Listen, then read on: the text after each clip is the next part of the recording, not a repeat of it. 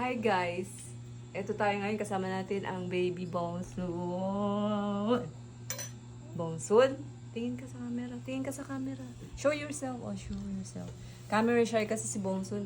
Pag tinutok mo na yung camera sa kanya, alam na niyang pipicturan mo siya, ayaw niya. Ito naman ang latest na baby. Parang basahan lang. Si Z. Come on Z, show yourself. Show yourself. There. Si Z po ay binigay din lang, parang si Bongsun binigay din lang sa akin.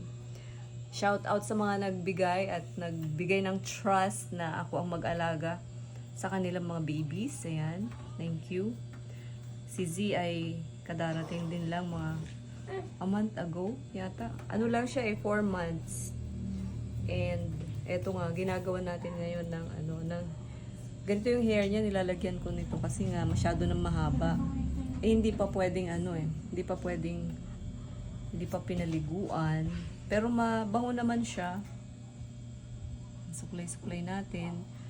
Tuturuan natin siya ng tricks. Tingnan natin kung matututo na siya ng kung ano mang. Ayan. So, eto po, galing sa kanyang pagkain yan. Kaya ganyan yan. Ayan. Z. Pangalan niya Z. Just letter Z para madaling tandaan. Okay, let's see. And so, try natin kung alam na niya pagtatawagin na siya. Pag ganun natin siya. Z, come here.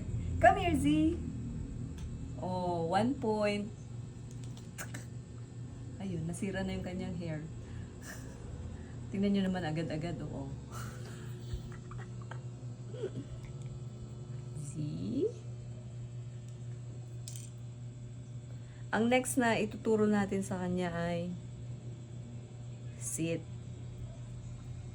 Hindi natin siya gagamitan ng treats.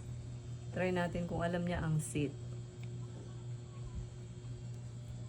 Z, sit.